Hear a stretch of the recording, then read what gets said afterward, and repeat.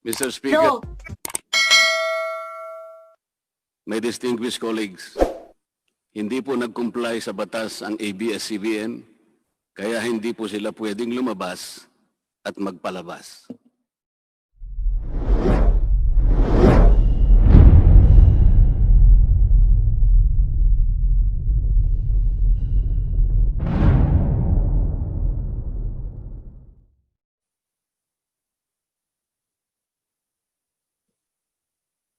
Meron po akong pin-repair na konti ring slide. Sana po may pakita muna bago ako magpatuloy.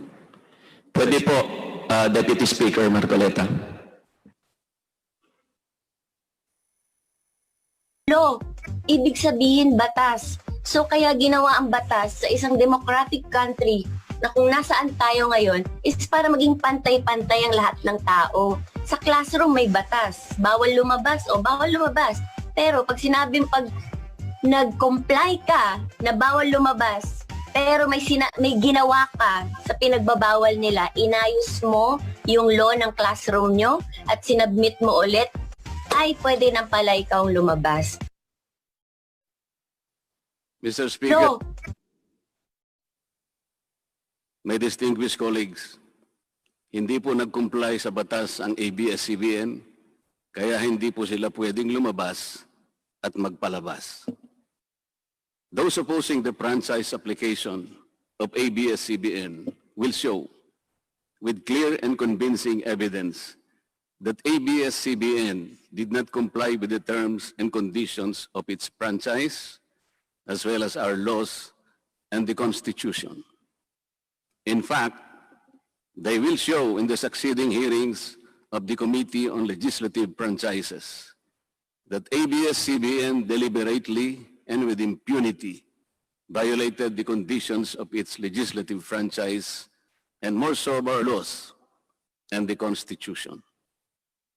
Matagal na po kasi ang mga aligasyong ito. Hindi mamatay-matay, lumulutang sa internet, nasa labi ng mga Pilipino. Hindi seryosong binigyan ng pansin. Bakit po? Tikom ang bibig ng may kakayahang magsiwalat nito dahil takot sa maimpluwensyang network na kayang sirain ng tao, kandidato man o hindi. Salamat at ganap na ninindigan si Speaker Alan Peter Cayetano at hindi inalintana ang mga tuligsa sa kanya at pinayagan niya na magkaroon ng patas, bukas at malawak ang pagdinig sa mga aligasyong ito katulad ng nagaganap sa araw na ito. Ang banggit nga po sa John 8:32 ay ganito, and you will know the truth, and the truth will set you free. Violation of the Constitution. Number 1, franchise is longer than 50 years. Hindi na po dapat payagan itong pagre-renew ng prangkisa ng ABS-CBN. Dapat na pong isara ang pinto para sa kanila. Bakit po? Because the ABS-CBN has been using the airwaves for more than 50 years. 53 years today, to be exact. Our Constitution says that Congress can grant a franchise of up to 50 years only. Taong 1957, nang makuha ni Don Eugenio Lopez Sr., may-ari ang Chronicle Broadcasting Network o CBN, ang Alto Broadcasting System o ABS. Simula po noong 1967 ay naging ABS-CBN na po ang tawag dito dahil sa merger ng ABS at CBN. Kung susumahin po natin ang prangkisa nito simula noong 1967, ay 53 taon na po itong gumagamit ng airwaves magpahanggang ngayon. 63 years naman po kung susumahin natin mula po ng pagkakakuha ng CBN sa ABS noong 1957. The Committee on Legislative Franchises should not allow itself to be used by ABS-CBN to again circumvent the Constitution and violate the categorical 50-year limitation imposed on franchises. Hindi na po dapat buhayin muli ng Kongreso ang prangkisa ng ABS-CBN sapagkat ayon po sa ating Saligang Batas, ang buhay ng prangkisa ay hindi dapat lumampas ng 50 taon. EDSA Revolution. Siguro po may mga ngatwiran na sasabihin ng ganito. Sinara naman nung martial law ang ABS-CBN. Di po ba? Dapat huwag bilangin ang panahon na yon. Tanggapin po natin sandali na isinara nga ang ABS-CBN simula Setyembre 23, 1972, pagkatapos na ideklara ang martial law. Pero hindi po ba nagbukas din ito agad matapos na ito ay mabawing muli ng pamilya Lopez noong EDSA Revolution? Hindi ba't kulang-kulang 13 taon din po ang namagitan na panahon? So let's assume that we subtract 13 years from the 63 years that ABS-CBN has been in operation starting 1957 when CBN acquired ABS. Hindi ba't 50 taon din po ang magiging resulta? Ibig pong sabihin, tapos na at paso na pa rin ang prangkisa ng ABS-CBN with or without martial law. Hindi ba't sobra-sobra pa rin ito at lalabag pa rin sa ating Saligang Batas? Naging palasak nga noong panahon ng martial law ang kantsaw na tama na, sobra na. Subalit ang mahalagang tanong po ng taong bayan na hindi pa nasasagot magpahanggang ngayon ay kung paano biglang nabawi ng mga Lopez ang ABS-CBN mula sa pag-aari ng gobyerno pagkatapos maitalaga ang Cory administration. Sinulatan po noon ni dating Senador Lorenzo Tanyada ang Presidential Commission on Good Government na isoli na sa mga Lopez ang ABS-CBN kahit may arbitration pang nagaganap sa pagitan ng pamahalaan at ABS-CBN.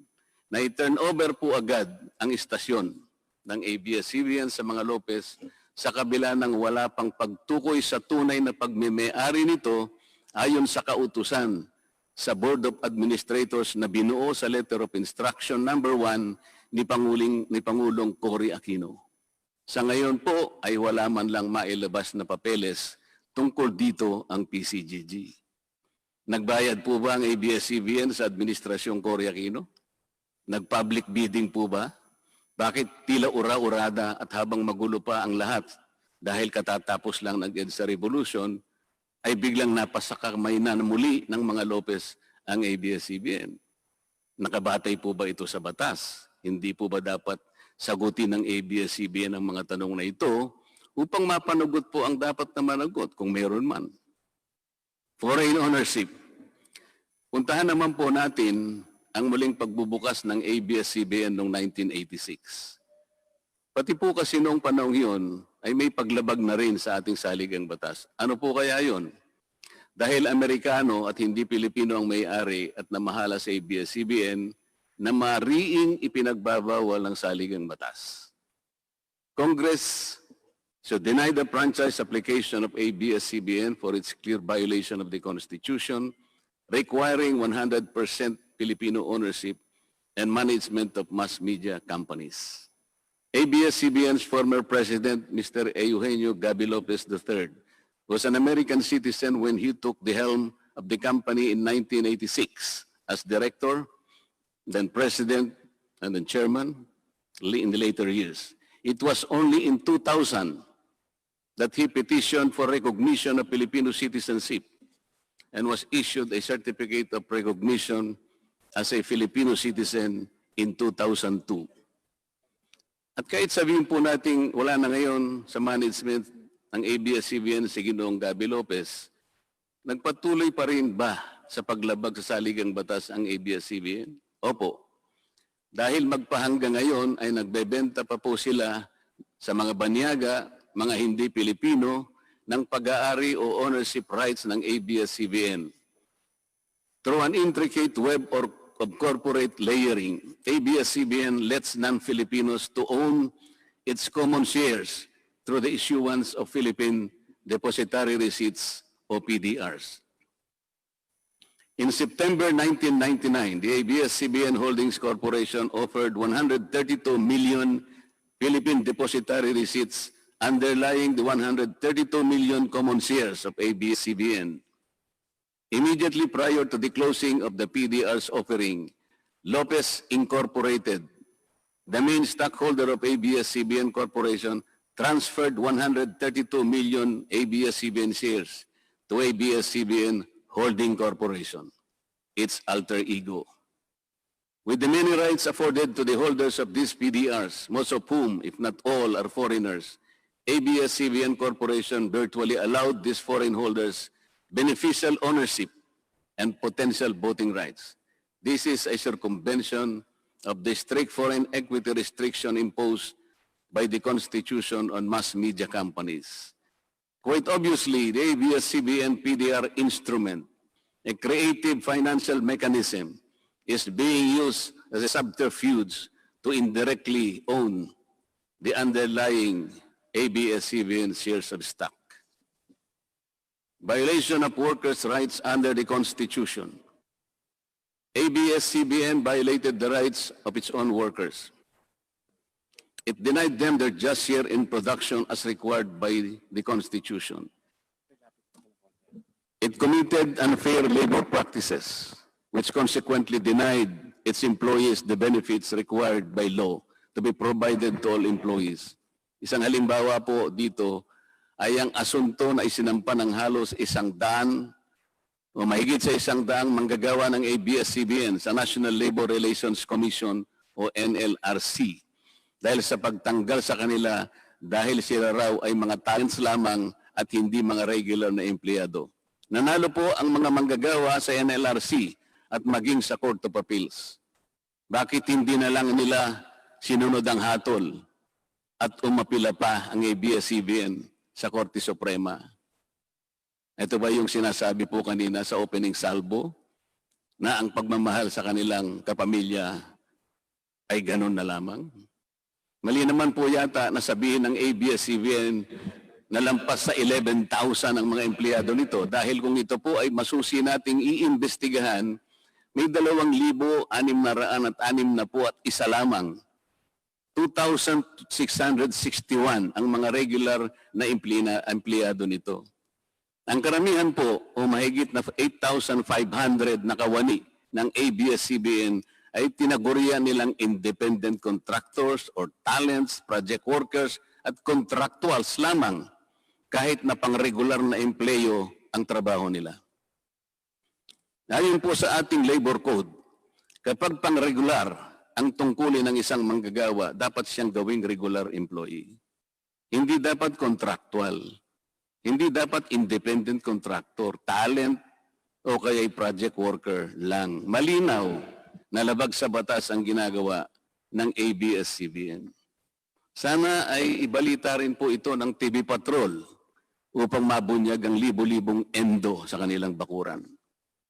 ABS-CBN has not regularized its contractual workers and talents despite performing the functions of regular workers. It even forced some of its workers to sign employment contracts containing waiver of the right to regularization.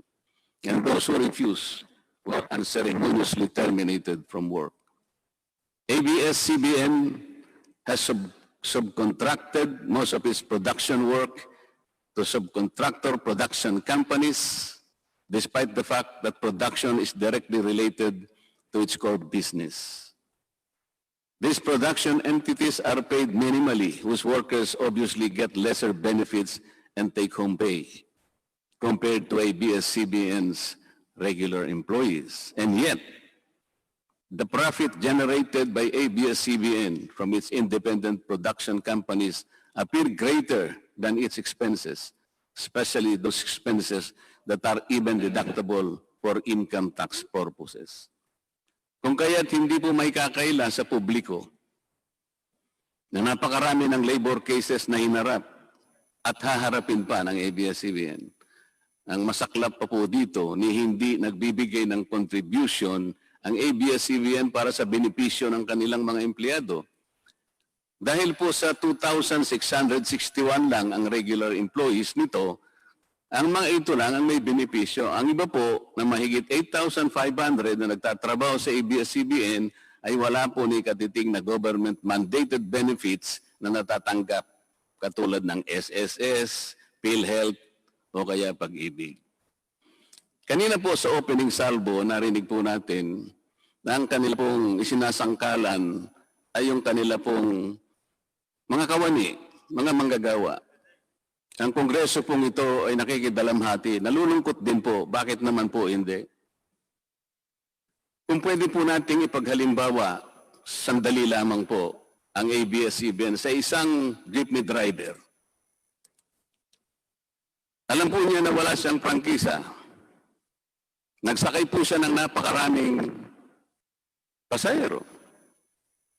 Yung mga pasahero naman po, bago sumakay doon, hindi naman niya tatanungin sa driver, Mamang driver, mamang chopper, kayo po ba ay may prangkisa? Yung rota po ba ninyo, pinapayagan yan? Wala pong nagtatanong na gano'n kasi mabilisan eh. Pare-pareho pong nagmamadali. Ano pong masita siya ng LTFRB? Gagamitin po ba nung driver na yon o nung taxi driver na yon o yung bus operator na yon? Kawawa naman po yung pasahero namin kung patitigilin mo ngayon. Meron pong pupunta sa ospital, meron pong pupunta sa trabaho, meron pong pupunta sa eskwela. Napakarami pong gawain itong mga taong ito. Ito po ba ang ibibigay po ninyong halimbawa? Hindi po ba dapat kayo muna ang kauna-unahan na nag-isip ng kapakanan nila? Ilagay ninyo sa magandang kalagayan ang pagpapatupad ng prangkisa ninyo at wala pong malalagay sa alanganin. Huwag po ninyong isasangkalan ngayon ang inyong mga manggagawa at kani-kanilang pamilya. Hindi po ganon. Sasagutin po ninyong aligasyon na ito, hindi po sa pamamagitan ng emotional appeal. If this indeed the true house of the people, the Committee on Legislative Franchises must side with the poor workers of ABS-CBN in denying its franchise, justice to them will be finally served, although ironically, this will also entail some sacrifice on their part. Political bias.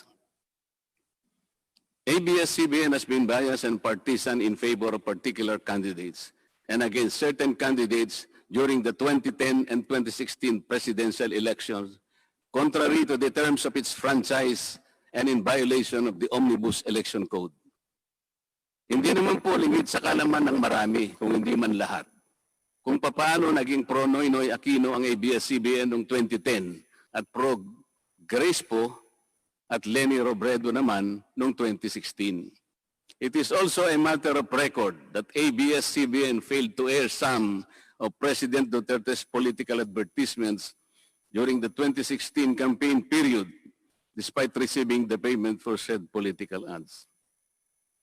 Ang masakit po dito, kung hindi pa sila pinigilan ng korte sa pamamagitan ng isang TRO, ay nakahanda na palang ipalabas ng ABS-CBN sa bisperas mismo ng pagtatapos ng campaign period ng 2016 presidential elections.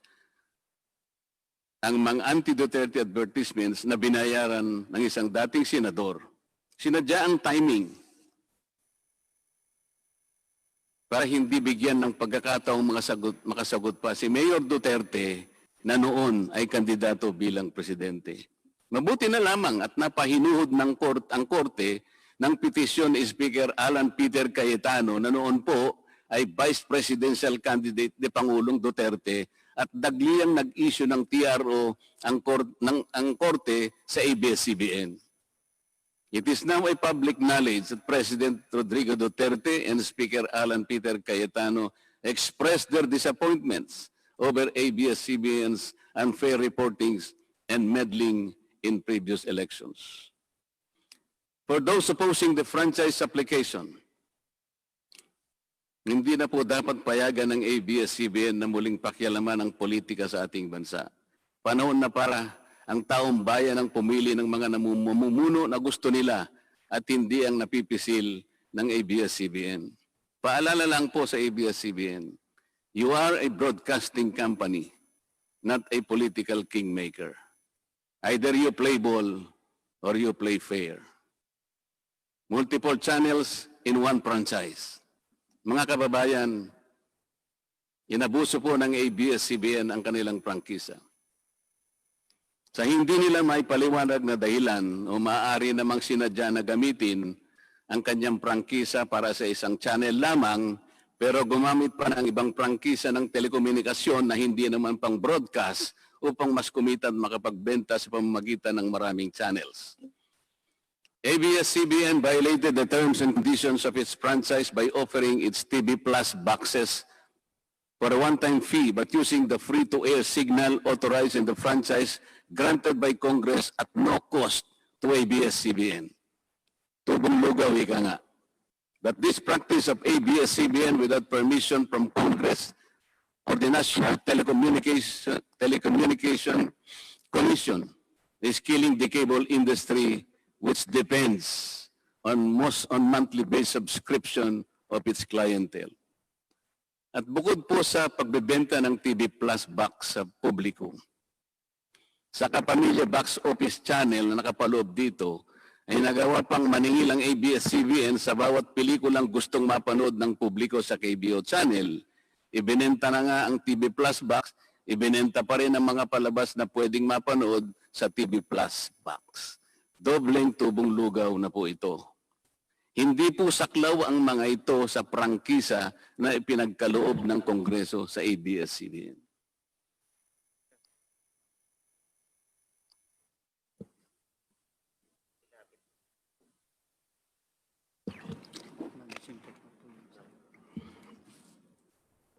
ABS-CBN, contrary to the terms and conditions of its franchise, operated this pay-per-view channel, otherwise known as the Kapamilya Box Office or KBO, without a valid permit from the NTC. And despite NTC's order to refrain from operating a PPB until the issuance of an appropriate guideline for the same, ABS-CBN continued its operation until the expiration of its franchise on May 4, 2020. Tax evasion. ABS-CBN also violated the terms and conditions of its franchise by engaging in tax avoidance schemes, which deprived the government of the much-needed revenue. It used its wholly owned subsidiary, Big Dipper Digital Content and Design, Inc., a PESA-registered company, as tax shield. Its main customer is ABS-CBN Hungary. And because of this unconscionable tax avoidance scheme, ABS-CBN alleged effective tax rate in 2018 was at negative 5%. This means that ABS-CBN managed to avoid paying taxes in 2018. Bakit po ang GMA 7 na hindi naman kasing laki o kasing yaman ng ABS-CBN ay nakapagbayad ng buwis sa pamahalaan ng 1.6 billion pesos noong 2018? Samantalang ang malaalamat na ABS-CBN ay walang binayarang buwis. Bakit naman nakalibre ang ABS-CBN noong 2018 sa negative income tax nila na 84 million? Ibig sabihin po nito ay may tax credit pa ang ABS-CBN at ang gobyerno pa ang lumalabas na may utang dito. Wala pong pagkakaiba ito, mga kababayan. Sa isang taong nangutang sa tindahan, binigyan pa ito ng sukli. In 2019, ABS-CBN again did not pay its rightful taxes. It avoided this by entering into compromise agreement with the Bureau of Internal Revenue, with the latter accepting the settlement of 152 million pesos plus from ABS-CBN, equivalent to only 40% of its assessed deficiency in income tax, value-added tax, and documentary stamp tax payments. But this is only one among the 4 other cases lodged by the BIR at the Court of Tax Appeals, all of which were also settled by compromise. Bakit po ganun? Hindi po ba nando sa prangkisa ng ABS-CBN na babayaran nila lahat ang rightful taxes? Kinakailangan po bang sila ay habla pa ng BIR bago sila mapilitang makapagbayad lamang kahit settlement lamang? Ang linaw po ng kanilang prangkisa na babayaran lahat ang kaukulang buwis.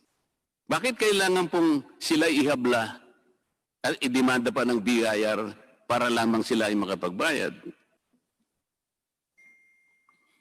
There are also allegations to date that ABS-CBN's Lingkod Kapamilya Foundation, ALKFI, is being used as ABS-CBN as tax shield and that ALKFI also failed to file donor's tax return and pay the donor's tax.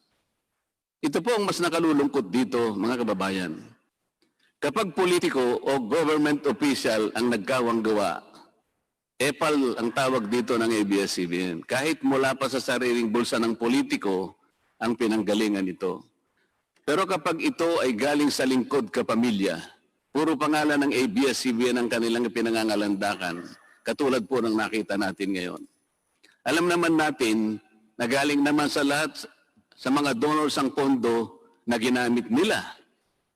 Meron po kayang nanggaling sa yaman ng ABS-CBN. Di baling ang pantulong ng ABS-CBN ay galing sa donasyon ng ibang tao. Di baling ang perang pantulong ay mula sa tax avoidance ng kumpanya. Ang mahalaga ay mapalabas nila sa pamamagitan ng sa mamamayan, katulad po ng nakita natin ngayon na napakabuti at napakabait ng ABS-CBN. Kami po ay naniniwala na unti-unti na pong nabubuksan ang katotohanan sa ating mga mamamayan. Hindi po ba mas maganda at katanggap-tanggap na tumulong sa kapwa ng walang nalalabag na batas at buong sikap pang nasusunod ang prangkisa? Dahil po ba kayo ay nakapagdudulot ng saya, ng aliw sa ating mga mamamayan? Dahil po ba kayo ay nakapagbibigay ng inspirasyon, ng pag-asa, ng katatagan ng loob na kagaya po sa opening salvo kanina ng representative ng ABS-CBN? Hindi na po ba natin susundin o tutuparin, isasaalang-alang ang ating mga batas, ang ating saligang batas, o kaya ang prangkisa ninyo? Makakapagpasaya naman po tayo. Makakapag-inspire po tayo. Nang hindi po tayo lumalabag sa batas. The House of Representatives should endeavor not to grant the franchise application of ABS-CBN because it has deliberately floated the Constitution and other related laws. Even the terms and conditions of its previous franchise to suit its own business and political interest, but to the prejudice of the greater good. The grant of a legislative franchise is merely a privilege and not a matter of right. Congress has the exclusive constitutional authority to award, alter, or revoke this privilege when the common good so requires, as in this particular case of ABS-CBN. We believe that it is but right for the House of Representatives to deny this time the franchise of ABS-CBN for flagrantly violating the Constitution and related laws, even its own franchise, making it unworthy of the grant of this special privilege by the state.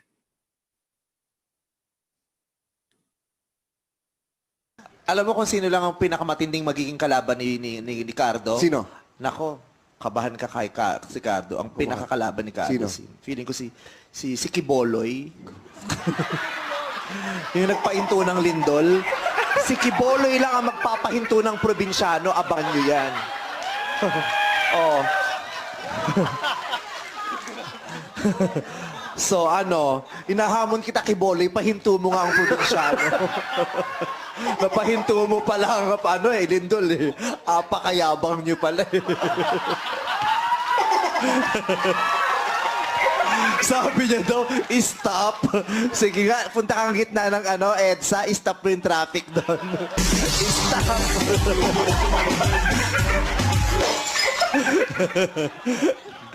Iba ka, Kiboloy.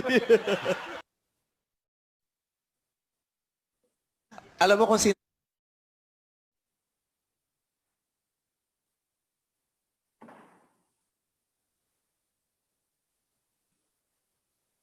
Kailan mo ba gustong mapa-stop ang probinsyano?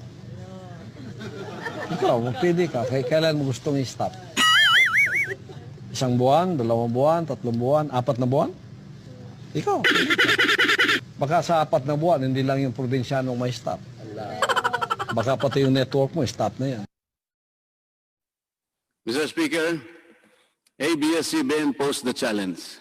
Obviously, the challenge was accepted. There is no reason to complain. Maraming salamat po. ah,